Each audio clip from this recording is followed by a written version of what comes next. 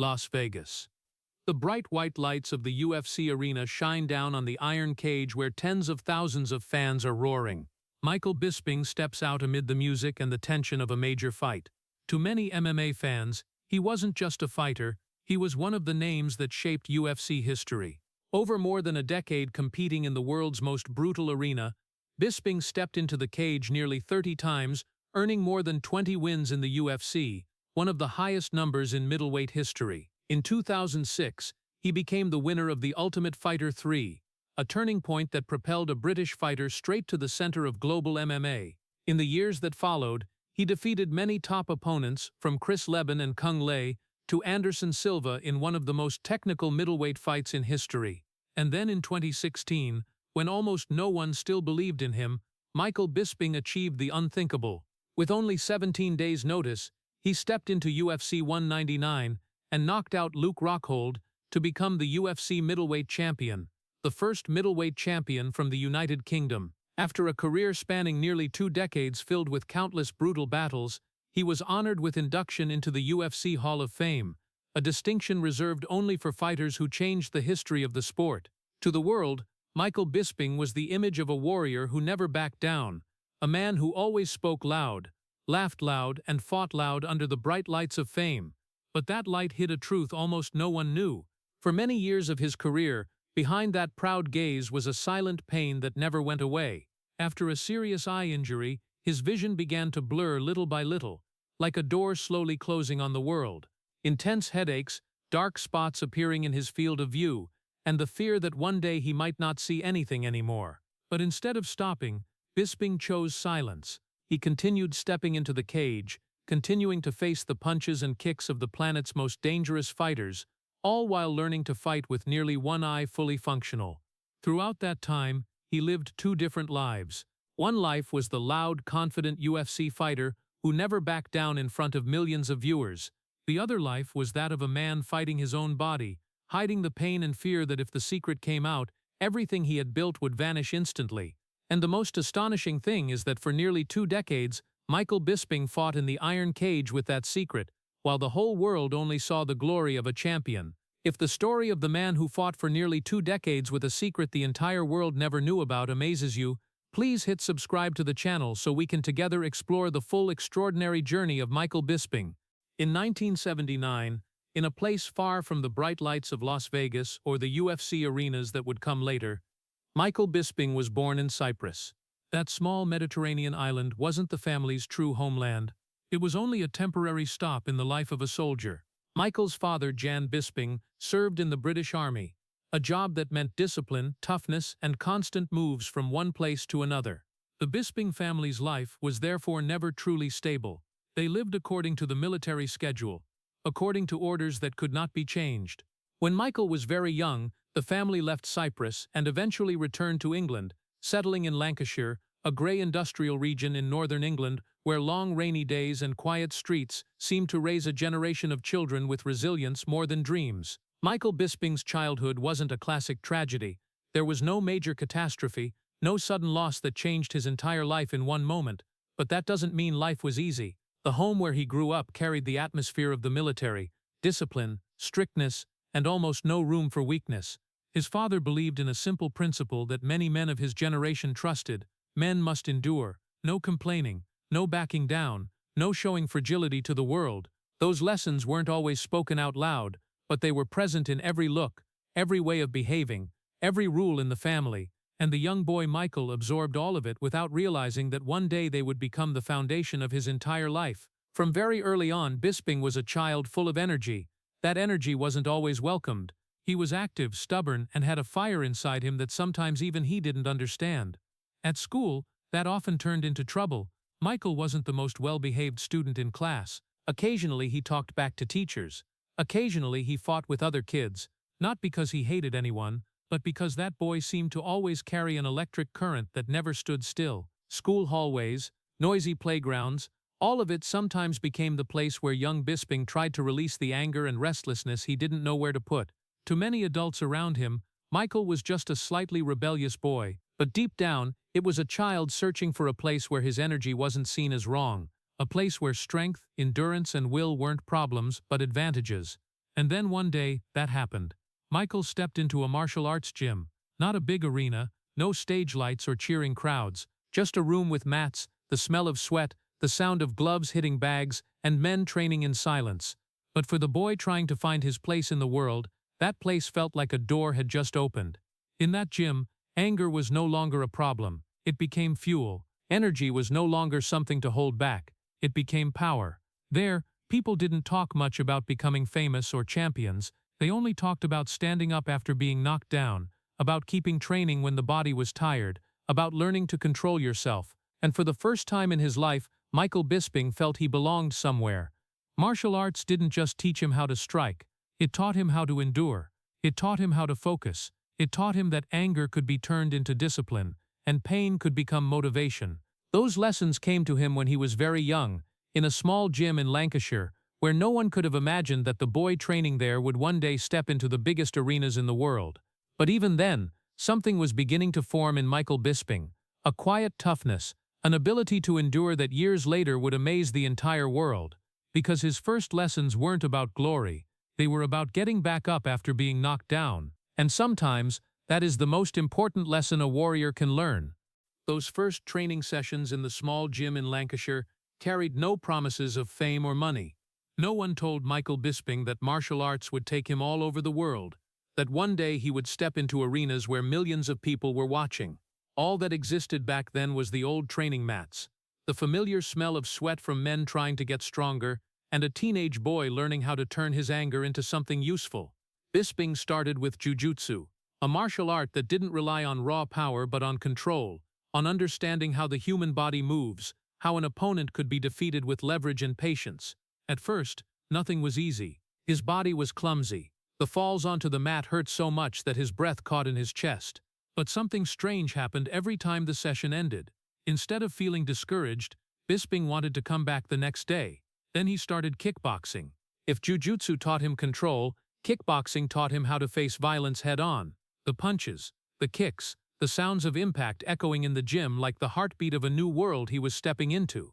Martial arts began to change him in ways even Bisping himself didn't notice at the time. It taught him discipline, something he had only known before as family rules.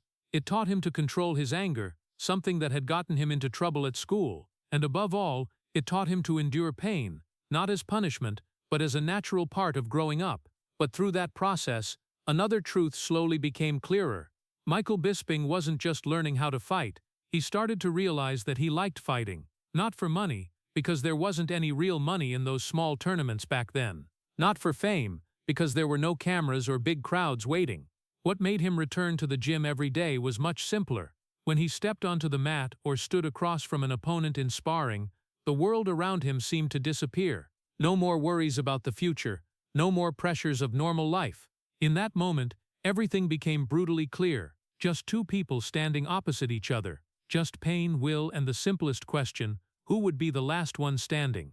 In the complicated world of life, that brought a strange kind of simplicity. Hurt? Take it. Fall? Get up. Tired? Keep going. No excuses mattered on the training mat. That very simplicity is what hooked Bisping. The more he trained, the more he realized that martial arts wasn't just a hobby. It started becoming part of who he was. Training sessions stretched for hours. Mornings waking up with a body so sore it was hard to move. But instead of stopping him, all of it made him want to go further. In his late teens, Bisping began entering amateur fights. Small tournaments, crowded gyms, audiences made up of friends, and a few martial arts enthusiasts. But to him, every fight mattered. Each one was a test, not just of technique, but of spirit. And in those fights, he started to discover something else about himself. He had endurance. Plenty of fighters were more technical, plenty were faster, stronger, but Bisping had something different. When the fight got tough, when his body got tired, and the punches started hurting more, he still kept coming forward. Not because he didn't feel the pain, but because he had learned very early that pain wasn't a reason to stop. That was a lesson that had followed him from the disciplined home in Lancashire, from the quiet teachings of his military father, and now it was being sharpened in the gym. By the late 1990s and early 2000s, a new sport began spreading across Europe, mixed martial arts, or MMA. It was a chaotic world where fighters from different disciplines stepped into the same cage to see which style was stronger. To many, MMA back then was still seen as too violent, too dangerous, too chaotic. But when Bisping first saw those fights, he didn't see chaos, he saw opportunity. In MMA, everything he had learned started to make sense. Jiu-jitsu, kickboxing, resilience, the ability to endure pain, all of it had a place in this sport. And more importantly, MMA gave him a path. Not an easy path, not a safe path, but a path he felt he belonged on. A lot of people around him didn't understand that decision. MMA wasn't a stable career back then. No big contracts, no clear future. But for Michael Bisping, the decision had been made long before he even realized it. It started the day he walked into his first martial arts gym, from the day he understood that anger could become strength, and from the day he realized that when standing in a real fight, he didn't want to turn his back. As MMA began spreading across Europe, Michael Bisping looked at the cage and understood one simple, unchangeable thing. This was his path. When Michael Bisping decided to step into the world of MMA, he didn't step into a glamorous or promising path. The early years of the sport in Europe didn't look like the flashy image audiences would later see on television. There were no massive arenas, no multi-million-dollar contracts, and certainly no guarantee of a future. MMA back then was still a wild frontier of combat sports, where fighters fought more for belief than for rewards. But it was in that rough world that Michael Bisping began building his career. He competed in promotions like Cage Warriors and Cage Rage, small organizations in the UK and Europe, where fights took place in local halls, nightclubs, or makeshift rings with simple lighting and crowds standing right up against the cage. There wasn't much money, no big media protection, just young fighters willing to test themselves against dangerous opponents. But in that environment, Bisping started to rise. The first fight, then the second, then the third. Each time he stepped into the cage, he proved one more thing. He wasn't just a guy who liked to scrap, he was a real fighter. Wins followed wins. His record gradually became 10-0, a number that started getting people to pay attention.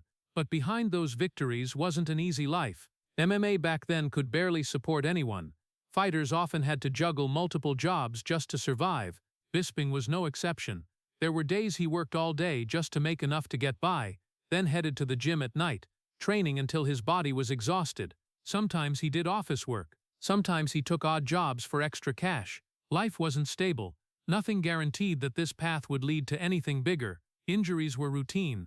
Punches to the head, kicks to the ribs, mornings waking up with a body so sore it took minutes just to get out of bed. And every time he stepped into the cage, there was always that real risk. One bad shot could end it all. But strangely, no matter how tough life got, Bisping never walked away from that path. Every time he stepped into the cage, he felt something very clear, a feeling he'd started to recognize from those early days in the martial arts gym in Lancashire. The feeling that he was getting closer to something, not fame, because fame was still far away, not money, because money was always short, but something deeper, that he was becoming the man he was meant to be. In those Cage Warriors and Cage Rage fights, Bisping began developing his style. He wasn't the strongest fighter. He didn't have the most devastating knockout power, but he had something many others lacked: endurance. When the fight dragged on, when sweat stung his eyes, when breathing got heavy, Bisping kept coming forward. He talked to his opponents, taunted them, laughed in their faces, not because he disrespected them, but because he understood that fighting wasn't just physical, it was mental too. And Bisping started becoming a very uncomfortable fighter in the cage. He kept moving, kept attacking, kept pressuring. Opponents might be stronger, but they rarely made him stop. That style is what started getting crowds to notice, not because he was a big star, but because every one of his fights carried a special energy. Bisping fought like he had no other choice, like a man trying to prove something to the whole world, even when the world didn't even know who he was yet. And then, after that 10th straight win, one truth started becoming clear. Michael Bisping was no longer just a local fighter. His 10-0 record began drawing attention from people watching MMA's growth around the world. Managers, promoters, talent scouts started looking at that name and asking a simple question: how far could this British guy really go? But back then, Bisping wasn't thinking about big things like that. He was still living the simple life of a fighter trying to survive, training, working, fighting, and repeating it all the next day. The only thing he knew for sure was that every time the cage door closed behind him, he felt like he was taking one more step on the path he'd chosen. That path was still long, still full of risks, and nothing was guaranteed. But Michael Bisping had started proving something few people expected. The warrior the world would later come to know wasn't born under stadium lights. He was forged in small venues, in little-known fights, and in those years when no one really expected that rebellious kid from Lancashire would one day step into the biggest arenas in the world.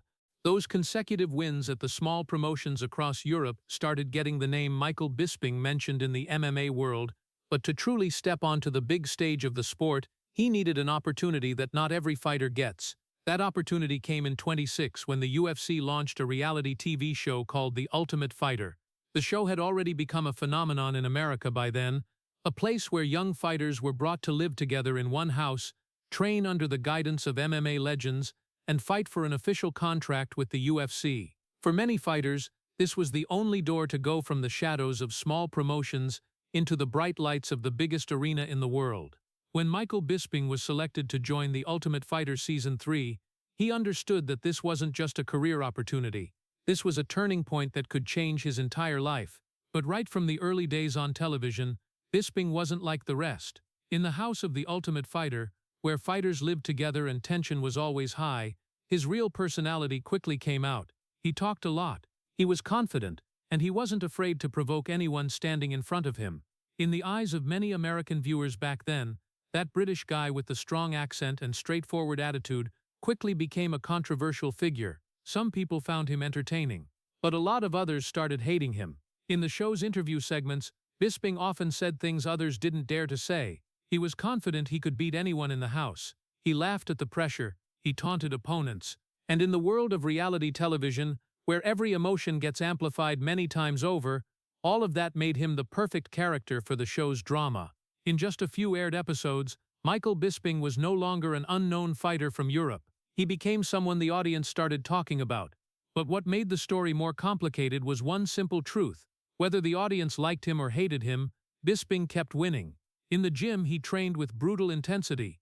In the cage, he showed the endurance that fans had started getting familiar with from the early days of his career. Fight after fight, Bisping got past his opponents on the show. People who had seen him only as a big talker started realizing that behind those provocations was a truly dangerous fighter. He kept moving, threw precise punches, and most importantly, he never showed fear in front of any opponent. For Bisping, The Ultimate Fighter wasn't a television show. It was a war, and he stepped into every fight with the focus of someone who knew an opportunity like this might never come again. Finally, the show reached the finale.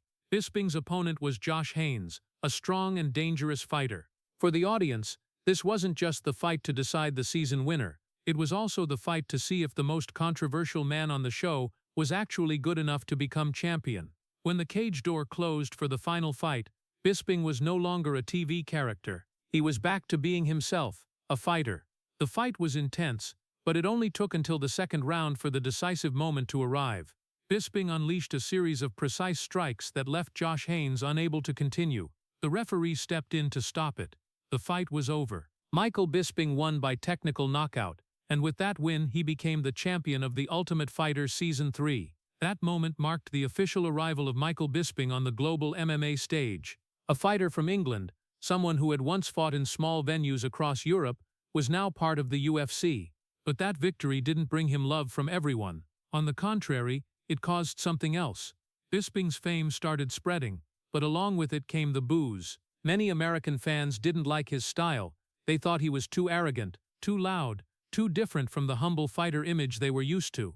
In those first UFC events after the show, every time Bisping walked out to the arena, he started hearing the familiar sound, boos from the crowd. To many people, he became the UFC's villain. But what few realized was that Bisping wasn't trying to be a villain. He was simply being himself, a straightforward man who wasn't afraid to say what he thought, and who would never pretend to be someone else just to be liked. And that very truth is what made his story special. Because from that point on, Michael Bisping didn't just have to fight opponents in the cage, he also had to fight something else, the hatred from a big part of the audience. But if there was one thing those years in the gyms of Lancashire had taught him, it was this: sometimes getting hated doesn't matter. What matters is that you still stand tall, and Michael Bisping was ready to do just that. After winning The Ultimate Fighter and officially stepping into the UFC, Michael Bisping was no longer an unknown fighter. He had become a familiar name, a controversial figure, and most importantly, a fighter steadily climbing the middleweight rankings. The wins kept coming, one fight at a time, and gradually Bisping started believing that the path to a championship might not be too far away anymore. But in the world of MMA, it only takes one moment to change everything. In 2009, at the event UFC 100, one of the biggest nights in UFC history, Michael Bisping stepped into the cage to face an extremely dangerous opponent, Dan Henderson.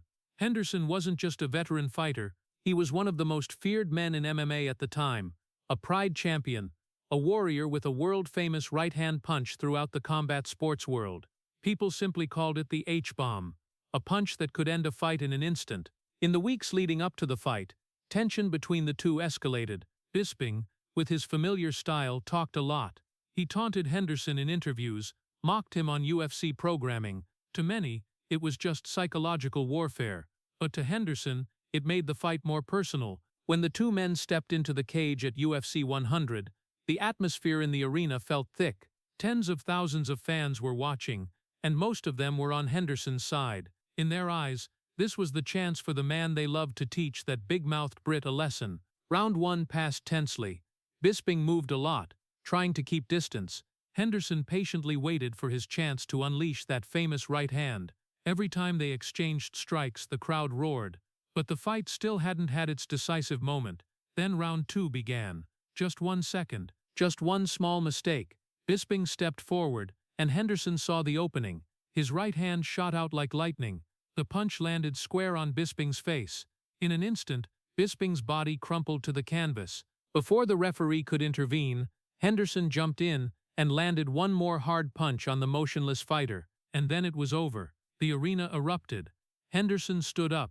Bisping lay motionless on the floor. That moment lasted only a few seconds, but it quickly became one of the most iconic images in UFC history. Cameras replayed that knockout over and over, on television, on the internet, on every MMA forum. Within hours, the video spread around the world, and then something else happened. The internet turned that moment into a meme. The image of Bisping on the floor, Henderson leaping in for the final punch, was edited, mocked, and shared millions of times. To many fans, it became one of the funniest moments in MMA, but to Michael Bisping, it was a completely different night. When he came to after the knockout, his head still spinning, he knew what had just happened would follow him for a long time, not just because he lost the fight. In MMA, losing is normal, every fighter goes through it, but the way he lost, that brutal knockout, etched itself into fans' memories. For years afterward, whenever someone mentioned Michael Bisping, they usually brought up that moment first. Not the wins, not the great fights, but Dan Henderson's punch, the clips replayed on TV, the mocking comments online, the laughter when that image appeared on screen. For many fighters, a moment like that could destroy confidence. It could keep them from ever being the same again. But for Bisping, no matter how painful it was, it became part of the story he had to carry. Many years later, when people talked about Michael Bisping, they still remembered that night. The night the whole world seemed to laugh at him. The night one punch dropped him in front of millions. But what no one knew back then was that Michael Bisping's story was far from over. Because sometimes in a fighter's career, the moment you get knocked down isn't the end. Sometimes it's just the beginning of a much longer journey. And Michael Bisping, even as the whole world mocked him in that moment, still didn't know that the toughest years of his life were still ahead. In the years after Dan Henderson's knockout, Michael Bisping kept fighting as if it had never happened. He went back to the gym, back to the cage, and kept building his career one fight at a time. But no matter how many more wins he racked up, that moment at UFC 100 always lingered behind him like a shadow. To many fans, Bisping was still the fighter who got dropped by that famous punch. And in the brutal world of MMA, a reputation like that could become a heavy burden. Bisping understood that if he wanted to change how people saw him, he couldn't just win. He had to win against bigger, more dangerous opponents. But in 2013, a fight happened that changed everything in a way no one could have imagined. His opponent was Vitor Belfort. Back then, Belfort wasn't just a former champion. He was one of the scariest fighters in the UFC middleweight division, known for his explosive speed and ability to finish fights in seconds. Before the fight, many believed it would be a brutal war. But even the most pessimistic couldn't predict what was about to happen. When the fight started, both fighters were cautious. Bisping moved a lot, trying to control the distance.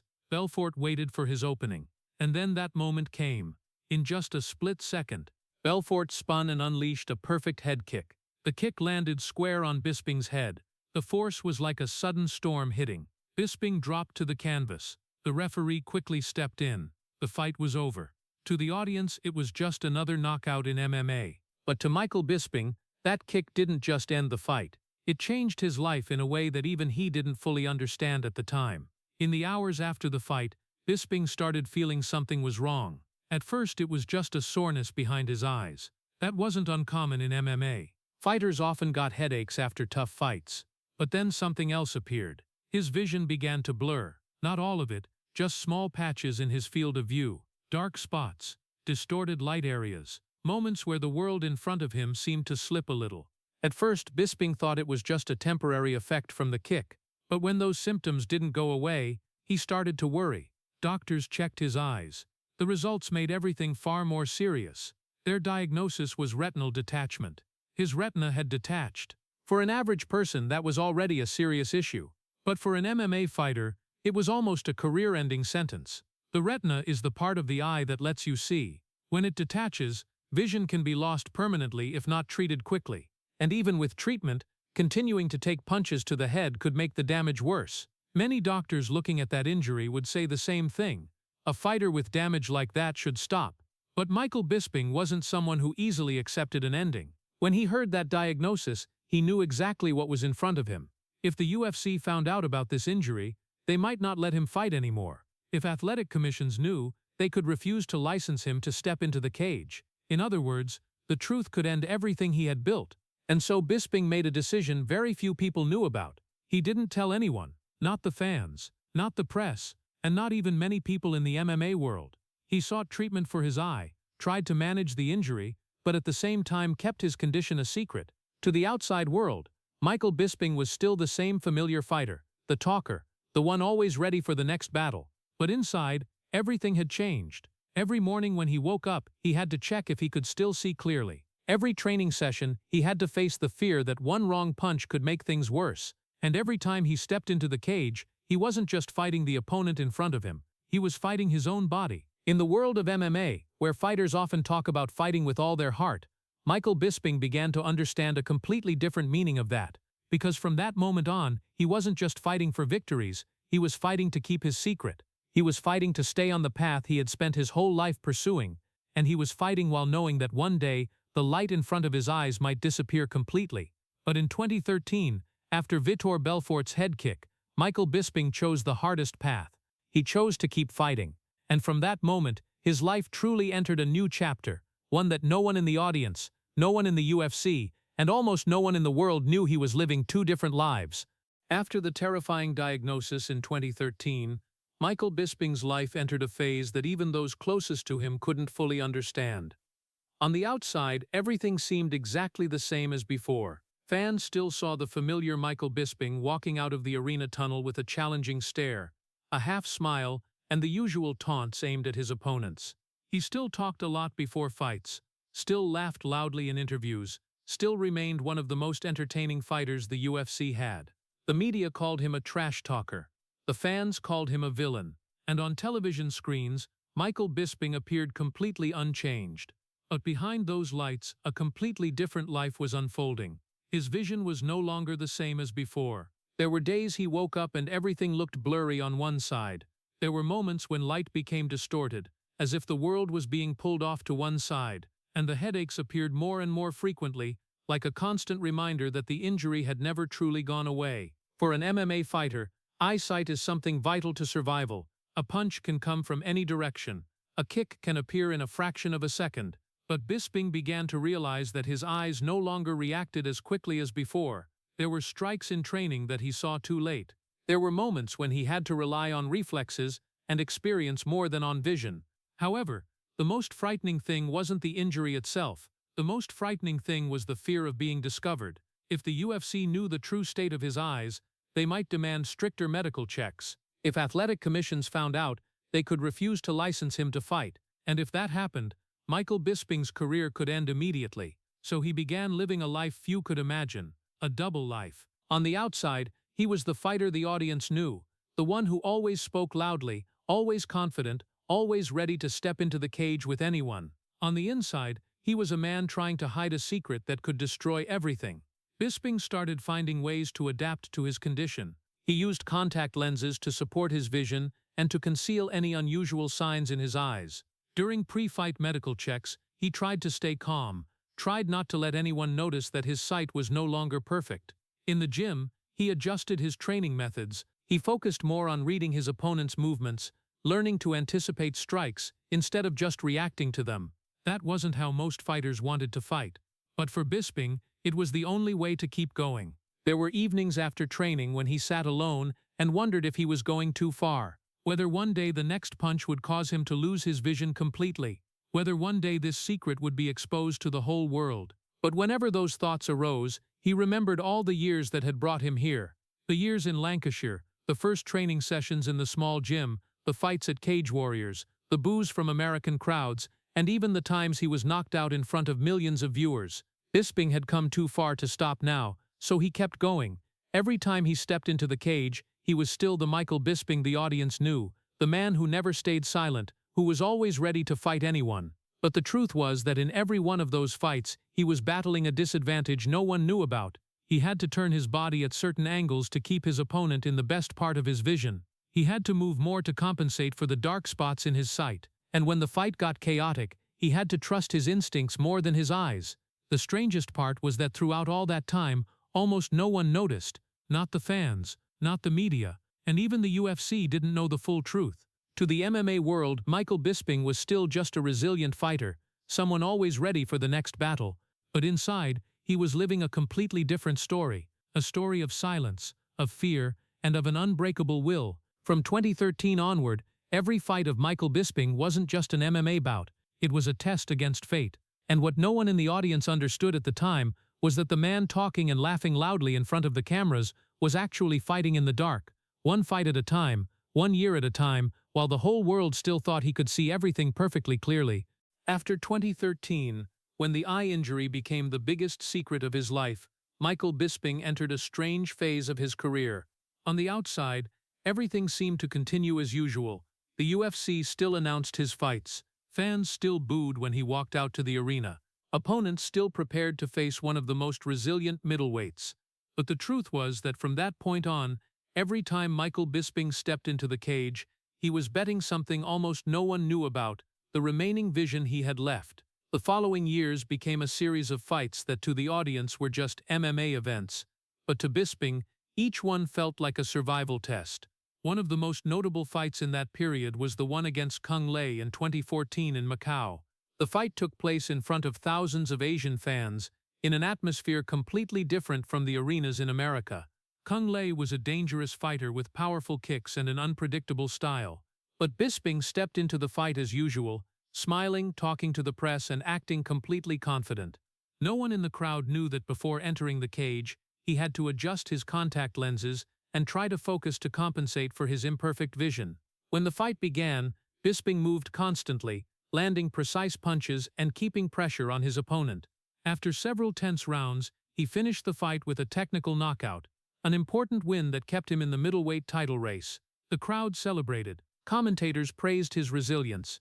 But only Bisping knew that every strike he dodged in that fight was the result of extreme concentration. Because if he had seen it even a fraction of a second slower, everything could have been different. Then came the fight with Thales Lights in 2015. It wasn't a glamorous bout, but it was a long and grueling war. Legacies was a very dangerous grappler, who always looked to take the fight to the ground.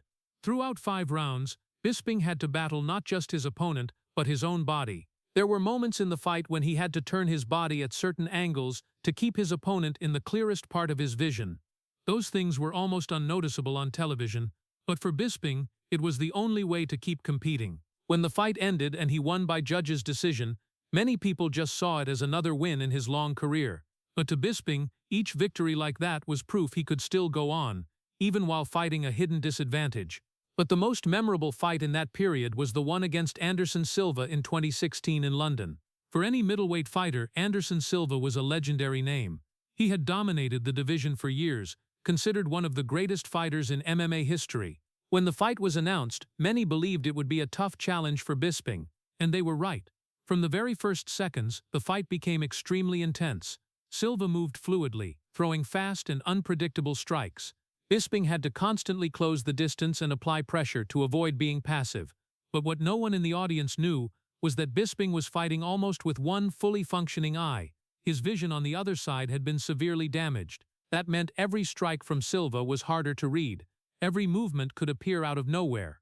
In one famous moment of the fight, Silva landed a shot that dropped Bisping, and many thought the fight was over. But the referee didn't stop it, and Bisping got back up to keep fighting. 5 rounds passed like a battle for survival. When the fight ended, the judges scored it, and Michael Bisping was declared the winner. The London crowd erupted. It was one of the biggest wins of his career. But even after that fight, the truth remained hidden. The fans didn't know Bisping had fought nearly with one eye. They didn't know that every fight he stepped into from 2013 onward was a gamble with the rest of his vision. Because every headshot could make the condition worse. Every fight could be the last. But Michael Bisping kept stepping into the cage, and while the world saw a loud, confident fighter who never stayed silent, the reality was that he was fighting in the dark. One fight at a time, 1 year at a time, while no one knew the price he was paying was far greater than what the audience saw on screen. After that emotional win over Anderson Silva in London, Michael Bisping walked out of the cage with newfound respect from the fans. It had been a grueling 5-round war, and many people started seeing him in a different light. He was no longer just the big talker or the UFC's controversial figure. Bisping was now viewed as a resilient warrior, someone who had been in the sport too long and still refused to fade away. But even then, very few believed he still had a shot at touching UFC gold. Bisping was nearing 40 years old at the time. In MMA, that's an age when many fighters start thinking about retirement. And in the eyes of many analysts, he was just a respected veteran, not someone who would climb to the very top. But then in 2016, an unexpected phone call changed everything. Originally, the UFC had planned a middleweight title fight between champion Luke Rockhold and former champion Chris Weidman at the UFC 199 event. Rockhold was at the peak of his powers back then. He was a complete fighter, powerful, and had beaten many top opponents. To many, he was the future of the UFC middleweight division. But just a few weeks before the fight, Chris Weidman suffered an injury and had to pull out. The UFC needed a replacement. And in the world of MMA, moments like that rarely come twice. When Michael Bisping's phone rang, he was at home in California. The person on the other end was from the UFC. They asked a simple question: do you want to fight Luke Rockhold for the belt? But there was one crucial detail. The fight was only 17 days away. 17 days is an extremely short window in MMA. Most fighters prepare for a title shot over many months. They study their opponent, build a game plan, and peak their conditioning at the highest level. But Bisping had none of that. He had less than 3 weeks. And what made it even tougher was his opponent. Luke Rockhold wasn't a stranger. The two had fought before back in 2014. In that fight, Rockhold had dominated Bisping and finished him by submission. It was a clear defeat. So when the news broke that Bisping would step in to face Rockhold, the MMA world's reaction was almost unanimous. Most people thought this was just a filler fight, an emergency fix by the UFC. Plenty of experts said Rockhold would destroy Bisping again. Some even believed the fight could be over in minutes, because Rockhold was younger, stronger, and had already beaten Bisping once before. But to Michael Bisping, that phone call meant something entirely different. Over the years, he had fought through countless battles. He had endured boos from crowds, painful losses, and the secret eye injury no one knew about. He had stepped into the cage more times than most middleweights ever do. And through all that time, one dream had always stayed ahead: the chance to fight for UFC gold. Bisping knew this opportunity might never come again, so he didn't hesitate. He said yes. In the days that followed, everything moved at breakneck speed. Bisping headed back to the gym and began preparing for the biggest fight of his life. But time was too short. No perfect training camp. No long-term plan. Just rushed preparation and the will of a man who had waited for this chance far too long. And underneath it all was still the secret almost no one knew. His eyes still hadn't fully recovered. His vision was still not what it had been before 2013. But Bisping didn't tell anyone. Not the media. Not the fans. Not his opponent. When he boarded the plane to Las Vegas for UFC 199, most of the MMA world already had their predictions. They believed Luke Rockhold would defend the title easily. They believed Bisping was just a last-minute replacement, a brave fighter, but not capable of changing the outcome. In the pre-fight interviews, Rockhold even came across as so confident he almost seemed to dismiss his opponent. He said Bisping wasn't on the same level, that the fight would end quickly, and when Bisping heard those words, he just smiled. To the world it was just another fight, but to Michael Bisping, it was a defining moment, a chance that arrived late after nearly 2 decades of fighting, a chance most people thought he couldn't seize. But what no one understood was that Michael Bisping was used to being underestimated. He had lived with it since joining the UFC, and now, with only 17 days until the biggest fight of his life, he was preparing to step into the cage once more, not as a big talker, not as the villain the fans knew, but as a man standing in front of the one opportunity to rewrite his entire story. And this time, Michael Bisping knew that if fate truly had a moment set aside for him, that moment was right in front of him. Las Vegas, June 2016. The UFC 199 arena was packed with fans. Bright white lights shone down on the octagon, where in just a few minutes, 2 men would step into a battle that most of the MMA world believed had a predetermined outcome. In one corner stood Luke Rockhold, the UFC middleweight champion, who had clearly beaten Michael Bisping 2 years earlier. He was younger, taller, stronger, and at the peak of his form. In the other corner was Michael Bisping, the man who had accepted this fight just 17 days earlier. A fighter nearing 40 years old, someone many believed had long missed his chance at a title. And deep inside, a secret no one in the arena knew, his vision was no longer perfect. When the 2 men stepped into the cage, the atmosphere felt like a clash between fate and logic. Logic said Rockhold would win, but fate sometimes has different plans. The bell rang. Round 1 began. Rockhold moved with the confidence of a champion. He threw long-range kicks, trying to control the distance. Bisping was different. He moved constantly, light on his feet, keeping just enough distance to fire jabs. In those first few seconds, many fans thought the fight would go exactly as predicted. But then a moment appeared, a small moment that sometimes changes all of history. Rockhold stepped forward with his usual confidence. Maybe he thought he was controlling the fight. Maybe he thought Bisping was just a last-minute replacement. And right in that moment, Michael Bisping saw the opening. A left hook shot out fast as lightning. The punch landed square on Rockhold's chin. In an instant, the champion's body wobbled. Rockhold dropped to the canvas. The entire arena held its breath. Bisping rushed in. The follow-up punches rained down. Rockhold tried to get up, but it was too late. The referee jumped in between them. The fight was over, just in the first round. In those first few seconds, the whole arena seemed not to understand what had just happened. Then the sound exploded. Fans leaped to their feet. Commentators screamed on the broadcast. And Michael Bisping stood in the middle of the cage, breathing hard, his eyes still not fully believing what had just occurred.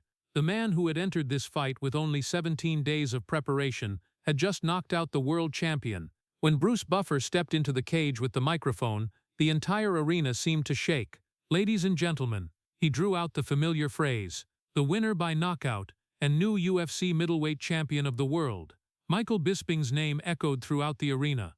That moment wasn't just a win, it was one of the most shocking stories in MMA history. A fighter who had once been mocked, a man the world remembered mostly for Dan Henderson's knockout, a fighter who had nearly lost vision in one eye, someone who had waited nearly 20 years for a title shot, and now he stood in the octagon with the UFC championship belt over his shoulder. In the crowd, many were still in shock. They couldn't believe what had just happened was real, because MMA is a sport where surprises happen, but this moment went far beyond any prediction. Michael Bisping held the belt, raised it high. The lights shone down. Television cameras captured every drop of sweat on his face.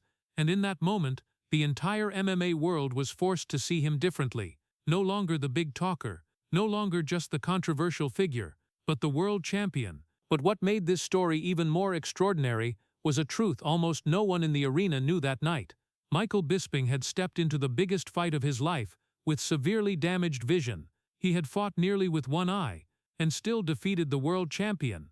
That night in Las Vegas, something that seemed impossible had happened, and Michael Bisping, the man who had once been booed by the entire world, finally stood at the very top of the sport he had spent his whole life pursuing.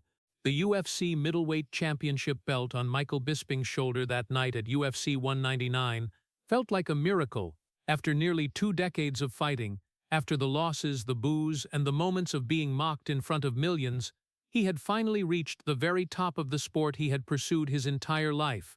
But what the MMA world didn't know was that even as he became the UFC middleweight champion, his biggest secret still hadn't disappeared. The eye injury was still there.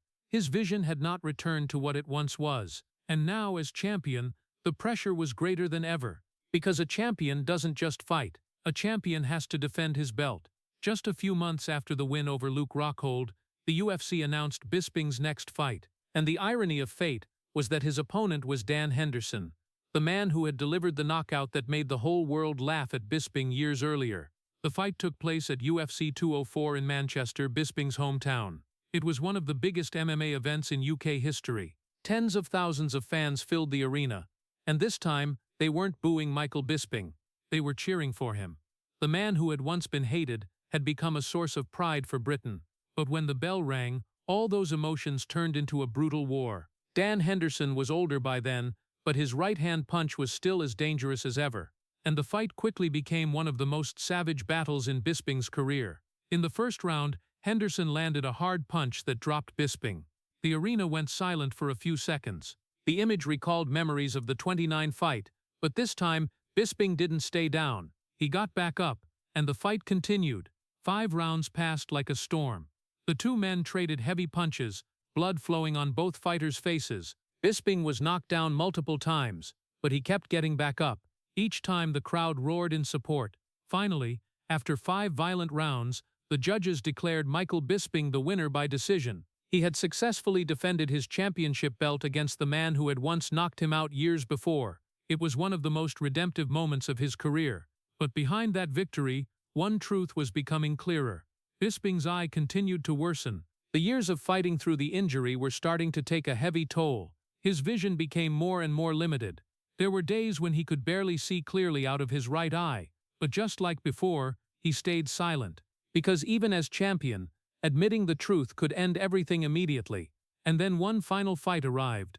In 2017, the UFC announced that Georges St-Pierre, one of the greatest fighters in MMA history, would return after years away to challenge Bisping's middleweight belt. It was a massive matchup, a legendary champion coming back to face the current champion. When the two men stepped into the cage at UFC 217, Bisping knew this might be the most important final battle of his career. The fight was intense. Bisping fought with his familiar resilience, trying to apply pressure and keep a high pace. But Georges St-Pierre was a special fighter. In the third round, GSP found his opening. A strike landed cleanly, staggering Bisping, followed by a rear-naked choke. Bisping tried to fight it off, but in the end, he had to tap out.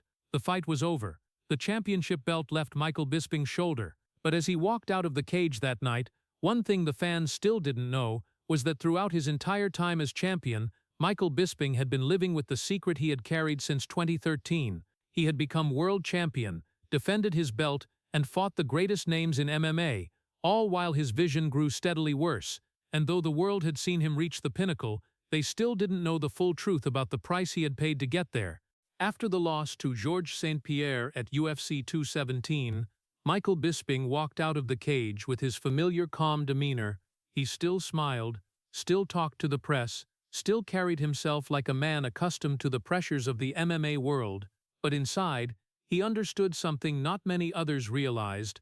His body had reached its limit. In nearly 2 decades as a professional fighter, Bisping had stepped into the octagon more than 20 times in the UFC, facing the most dangerous fighters on the planet.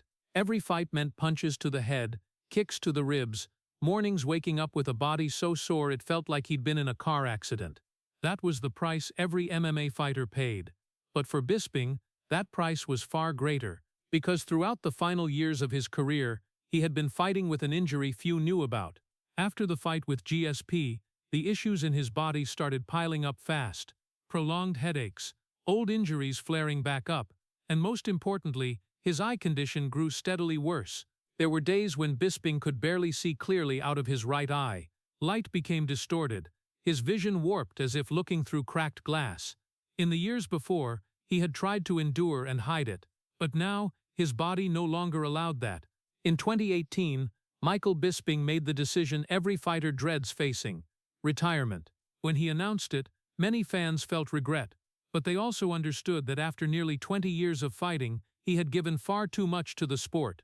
However, right after stepping away from the cage, Bisping began revealing the truth he had kept hidden for so many years.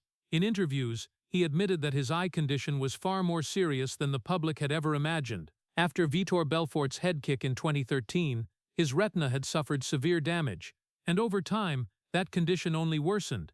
Eventually, he could hardly see out of his right eye at all.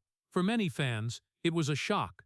They started looking back at his past fights, the one with Anderson Silva, the brutal wars against top opponents, and realized Michael Bisping had fought those battles with a terrifying disadvantage.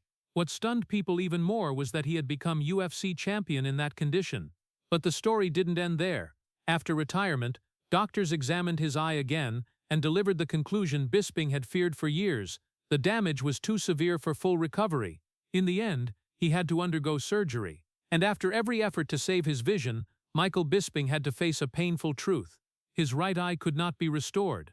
Ultimately, he had to use a prosthetic eye. To many, that might seem like a tragedy. But Bisping saw it differently. He once said in an interview that if he had to pay that price to become UFC champion, he would do it all over again. Because to him, that journey from a rebellious kid in Lancashire to a fighter booed in American arenas to world champion was worth more than any pain. When Michael Bisping left MMA in 2018, he didn't leave as a failure. He left as a warrior who had fought to the absolute limit of his body. And when the world finally learned the truth about the injury he had hidden for so many years, his story was no longer just about a skilled fighter. It became the story of one man's will who stepped into the cage more times than anyone could imagine, while barely seeing out of one eye. After announcing his retirement in 2018, Michael Bisping walked out of the octagon for the final time with a feeling few fighters ever get to experience: peace. For nearly 2 decades, his life had revolved around sweat-soaked gyms, grueling training sessions, punches and kicks that could change fate in a single second. But as the door to his fighting career closed, Michael Bisping finally got the chance to live a life he had only glimpsed between fights. The life of a husband, a father, and an ordinary man. At the center of that new life was Rebecca Bisping, the woman who had stood by him through the toughest years of his career. They met back when Bisping was still fighting to carve out a place in MMA, long before he became a familiar name to UFC fans. Rebecca was never someone who sought the spotlight. She wasn't a celebrity in the sports or entertainment world, but her calm and steady presence became a crucial anchor in Bisping's life. While he traveled the world to compete, Rebecca was the one who kept the family grounded. Together they built a home in California, where the warm sunshine and slower pace of life were a far cry from the chaos of MMA arenas. And in that home, Michael Bisping wasn't just a former UFC champion, he was a father to 3 boys. 3 kids who grew up in an environment completely different from Bisping's own childhood in Lancashire. No old martial arts gyms or harsh early training sessions. Instead, there were mornings dropping them off at school, family dinners in the evenings, and weekends filled with simple things. To Bisping, those moments were worth more than any championship belt. He once said that one of the things he was most proud of wasn't becoming UFC champion, but that his children could grow up in a stable and peaceful family. But even after leaving the cage, Michael Bisping never truly left the MMA world. His role just changed. Instead of stepping into the octagon with gloves and mouthguard, he now sat outside it with a microphone. Bisping became an official UFC commentator, a job many believed was practically made for him. With the experience of a former top fighter and his familiar straightforward personality, Bisping quickly became one of the most beloved voices on the broadcast. He didn't just break down fight tactics, he shared insider stories from the MMA world that regular fans rarely got to hear. The audiences who once booed him for years now listened to him with respect. Beyond commentating, Bisping stepped into another field, podcasting. His show, where he talked with fighters, coaches, and figures from the sports world, quickly built a large audience. On the podcast, Bisping was no longer the villain or the trash talker. He was a storyteller, someone who had lived every side of the sport and now shared those lessons with a new generation. And then something else interesting happened. Michael Bisping began trying his hand at acting. From small roles in action movies to bigger projects, he gradually stepped into the Hollywood world in his own way. For someone who had spent most of his life in gyms and cages, standing in front of a camera was a completely different experience. But just like every challenge before it in his life, Bisping approached it with confidence and a willingness to learn. Of course, his life now wasn't entirely free of hardship. The injuries from his fighting years still left their mark. His right eye, after surgery and the use of a prosthetic, served as a constant reminder of the price he had paid for his career. But the difference was that he no longer had to step into the cage, no more worrying about the next punch, no more hiding his secret. Instead, there were quiet mornings in California, where he could drink coffee with his wife, drop the kids off at school, and get ready for commentating gigs or podcast recordings. A simpler life, a more peaceful life. And for Michael Bisping, after all those years of fighting, that was probably the most important victory of all.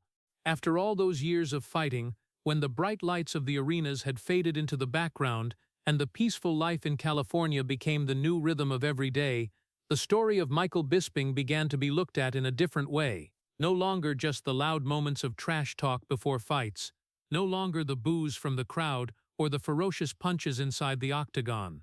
As time passed, what remained wasn't just the results of the fights, but the story of the man behind them. And that story was far more complex than the image the world had once seen on television.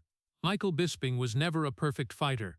He never tried to be the perfect role model in the eyes of the fans. Throughout his career, he was hated by many. In those early years in the UFC, crowds booed every time he walked out to the arena. They didn't like the way he talked, didn't like his provocative confidence, and didn't like how he was always ready to say out loud what others kept inside. But Bisping never tried to change himself to please everyone. He accepted that if you wanted to survive in the brutal world of MMA, sometimes you had to be willing to become the person the crowd didn't love. And then there were the defeats. Defeats that millions around the world witnessed. Dan Henderson's knockout at UFC 100 became one of the most famous moments in the sport's history. For years, that image was replayed on the internet, turned into memes, and brought up every time people talked about the most brutal knockouts in MMA.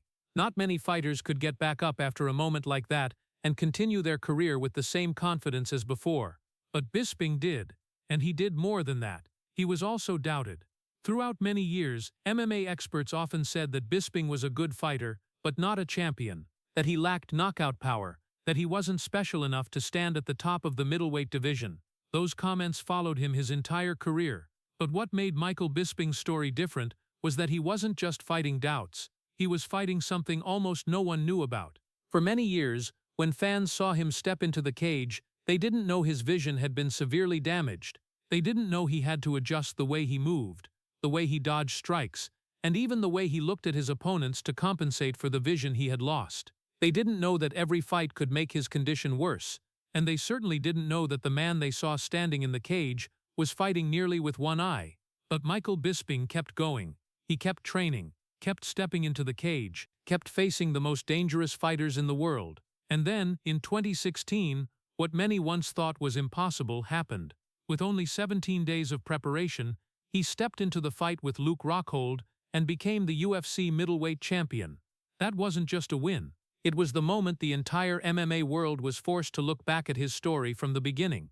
The man who had been booed, the man who had been knocked out in front of millions, the man many experts said would never become champion. That man had stood at the very top of the sport.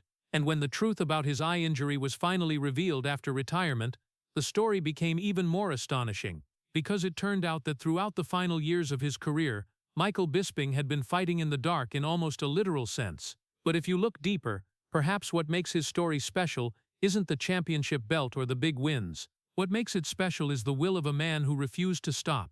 In a sport where many fighters walk away when things get tough, Bisping kept moving forward, not because he didn't feel fear, not because he didn't recognize the risks, but because he believed the journey he had started was worth seeing through to the end. And that may be what makes Michael Bisping's story transcend the boundaries of MMA. It isn't just the story of a fighter. It's the story of a man who faced defeats, doubts, and even the limits of his own body but still kept walking.